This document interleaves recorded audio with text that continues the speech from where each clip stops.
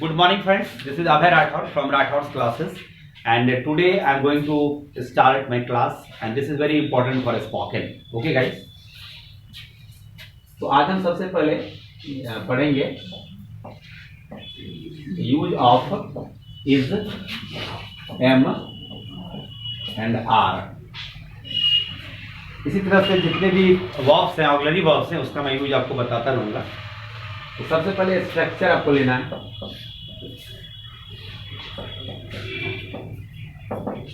ईजेमार का जो स्ट्रक्चर होगा वो होगा, पहले हम सब्जेक्ट का यूज करेंगे, उसके बाद इज या एम या आर का यूज करेंगे, और उसके बाद जो भी वर्ड्स आएंगे उसको हम कॉम्प्लीमेंट कर सकते हैं। अगर आपको ये नहीं याद रहे तो अदर वर्ड्स, जो भी सेंटेंस में शब्द बचेंगे उसका हम यूज यहाँ पे कर लेंगे, राइट। तो अब यहाँ पे क्वेश्चन है कि इज, एम और आर, इसका यूज हम कहाँ कहाँ करेंगे। इसके लिए एक छोटा सा मैं बगल में यहाँ पर एक टेबल बना लेता हूँ जो आप लोग को पता रहना चाहिए।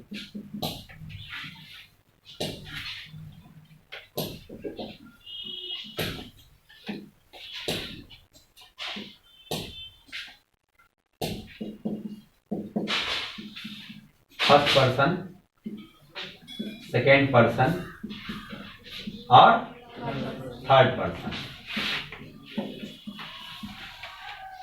बिकॉज मैं ये नहीं चाहता कि आप लोग याद करें, इसको समझें।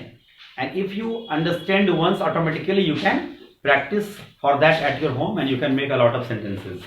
तो first person singular number I, plural we, second person singular and plural both you, third person he, she, he male के लिए यूज होता है, सी फीमेल के लिए, इट नॉन लिविंग के लिए, और यहाँ पे इसका प्लूरल क्या होता है, दे होता है।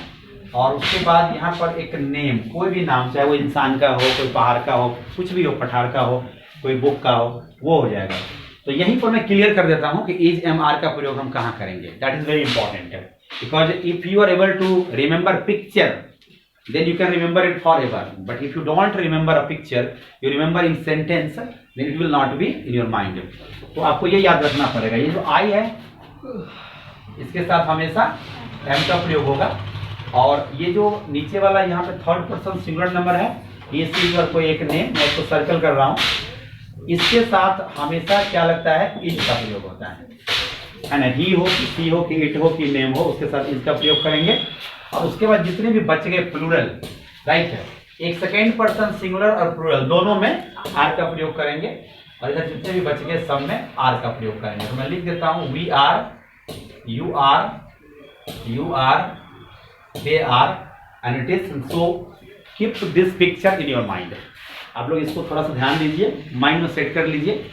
जैसे मैं खड़ा हूं, अगर मैं सोचूं ये पिक्चर के बारे में, तो ये क्या है, पर्सन है आपको, ये first person singular I, singular subject I, plural we, second person ये यू सिंगुलर, और उसमें फिर प्लूरल है, वो भी यू ही है, और third person he, she, it, और कोई एक नाम है, और फिर दे आर है। यहाँ पर एक कंफ्यूजन होगा कि सर ये सेकेंड पर्सन सिंगुलर में भी यू और प्लूरल में भी यू। इसमें क्या है ना कि जब हिंदी में आप या तुम रहे, if you are using for a single person, like आप मेरे दोस्त हैं, है ना, या तुम मेरे दोस्त हो, तो वहां पर ये सिंगुलर माना जाता है। लेकिन अगर वहीं अगर आप लोग मेरे दोस्त हैं तो यू आर माई फ्रेंड्स, लेकिन आप मेरे दोस्त हैं तो यू आर माई फ्रेंड। नहीं, मैं विद्यार्थी हूं तो आई एम ए स्टूडेंट। अगर ए नहीं भी अगर लगा रहे, एक हिंदी में नहीं भी लगा रहे, तो आपको ए यूज करना चाहिए, बिकॉज स्टूडेंट क्या है, वो काउंटेबल है, उसको आप काउंट कर सकते हैं, और काउंटेबल नाउन के पहले हमेशा ए आई का प्रयोग करते हैं, according to singular, according to I think ये वॉवेल या कॉन्सोनेंट वॉइस, ये चीज ध्यान में रखिएगा। अब एग्जाम्पल बनाते हैं हम लोग। सबसे पहले हम आई से लेंगे, जैसे मैं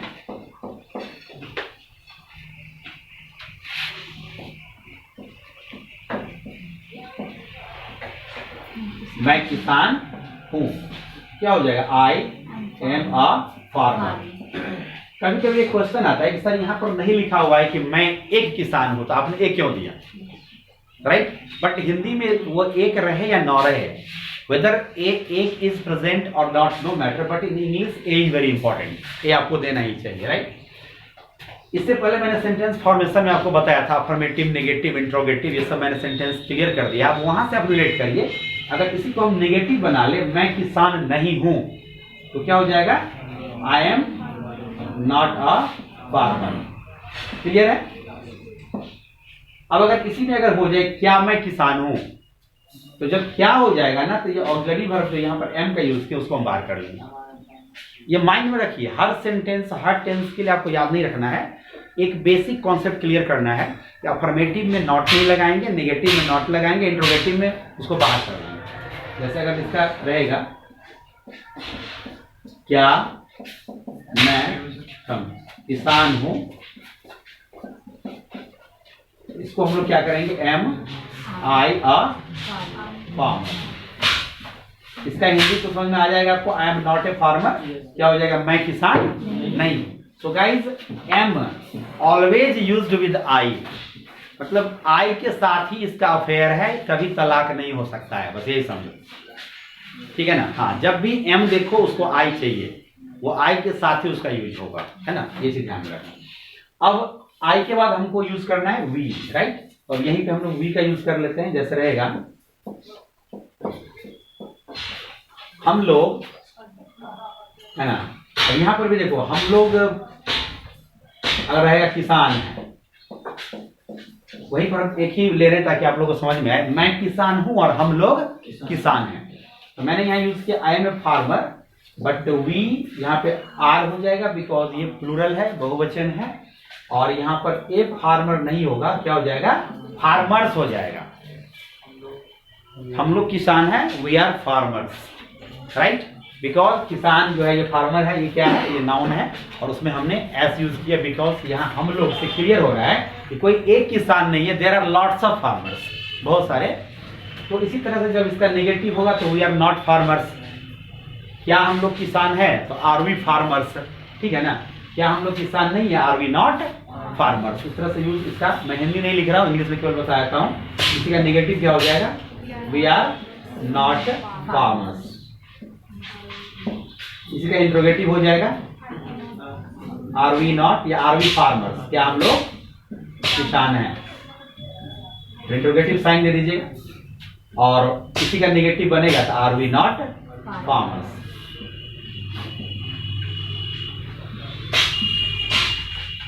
One thing I would like to just quote here, my dear friends, that whenever you speak English, then you must have some presence of mind, because it doesn't matter how much fast you are, it is the matter how much accurate you are. So first accuracy, then fluency. है, बहुत लोग देखिएगा fluency के लिए पागल रहेगा, हम कितना फास्ट से इंग्लिश बोलें, तो उसका तुलना आप उससे कर दीजिए कि बहुत बच्चे या लड़के ऐसे होते हैं कि हम कितना फास्ट गाड़ी चलाएं, अब पता चलता है कि वो खुद नहीं बचता है, राइट? सो इट इज, कहते हैं ना कि late is better than never. कभी नहीं आप कहीं पहुंचे, उससे अच्छा थोड़ा लेट पहुंचे। तो इंग्लिश स्पोकन में भी वही है, थोड़ा धीरे धीरे। You have not to be in supersonic speed, you have to just maintain a clear cut communication, it has to be clear, there should not be any hodgepodge condition, it should be very crystal clear, your voice should be clear while you start communicating, there should not be any confidence lessness, and you will be confident only then you can speak very good English. And for that you have to maintain good eye contact and create sentence in very small way, in very means slow motion, don't be very faster, automatically you will be faster in future. Okay, समझ में आ रहा है ना? तो धीरे धीरे sentence को बनाना सीखना है, ये नहीं कि हम एक ही बार में मतलब किसी को झाड़ दें। झाड़ना क्या होता है? खुद झड़ जाओगे, है ना? खुद एक्सीडेंट हो जाता है। Don't be very fast. I am also communicating here, like when you start using EGMR, it's very common what I told you that M will be used with I, right? There is no any other subject. कुछ rules हैं grammar के, जब सब person एक साथ आ जाते हैं, जैसे I आ गया, सेकेंड पर्सन you आ गया, थर्ड पर्सन he आ गया, वहां पर क्या यूज करेंगे, तो वो रूल नंबर 331 321 एक आता है, मैं बाद में आपको समझा दूंगा। वहां पे कुछ है स्पेशल यूज कि राम के साथ भी M का प्रयोग हो सकता है ना?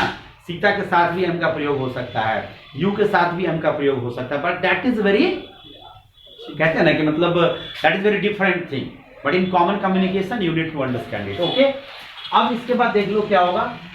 हमने आर का यूज आपको बताया, तो हम लोग का अगर यहाँ पे आर लग रहा है, इसका मतलब प्लूरल जितने भी है ना, इसका मतलब ये हो गया कि यू हो गया, उसके बाद दे हो गया, यू ऑब्लिक दे हो गया। इधर नेम है, लेकिन अगर प्लूरल नेम आ जाए, नहीं जैसे सीता एंड गीता, नहीं जैसे आराधना एंड उपासना, मोहन एंड सोहन, नहीं, तो इस तरह का जब दो सब्जेक्ट आ जाएंगे, जैसे राम एंड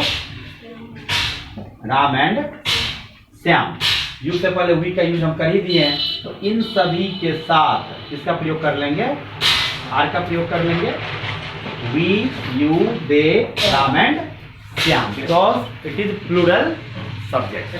यस, मैं और तुम। हाँ, मैं अभी तो वही बताया ना, मैं वही बताया ना। देखिए, जब कहीं कहीं क्या होता है ना, जैसे इन्होंने पूछा कि मैं और तुम, तो मैं आपको एक बेसिक रूल बताता हूं कि रूल नंबर 231 दिखाई दे रहा है ना, रूल नंबर 231। 231 का मतलब हो गया कि ये सेकेंड पर्सन, 3 हो गया थर्ड पर्सन और 1 हो गया फर्स्ट पर्सन। अगर किसी सेंटेंस में ये तीनों एक साथ आ जाए, है ना, तीनों एक साथ कैसे आएगा, तो सेकंड पर्सन मान लो क्या होगा, इसका अगर एक हम एग्जांपल ले लें तो क्या हो जाएगा, यू, थर्ड पर्सन हो जाएगा ही, एंड थर्ड पर्सन हो जाएगा आई, ठीक है ना। इसके बाद आपको आर का प्रयोग करना है, ठीक है ना। आर मान लो फ्रेंड्स, तो तुम, वह और मैं दोस्त हैं, ठीक है। You, he and I are friends.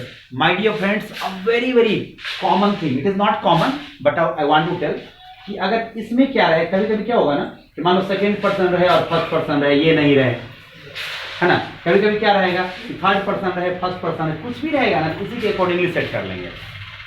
मान लो अगर सेकेंड पर्सन नहीं है, फर्स्ट पर्सन और थर्ड पर्सन दिया हुआ है, तो पहले थर्ड पर्सन फिर फर्स्ट पर्सन दे करके उसके साथ आर का प्रयोग कर लेंगे। तो आर का ये एक स्पेशल यूज है, राइट, कि व्हेन मोर सब्जेक्ट कम, एक के अलावे और भी सब्जेक्ट आ जाएंगे, तो उसको रूल नंबर 231 231 इस पर सजा लेंगे और उसके बाद आर का प्रयोग कर लेंगे।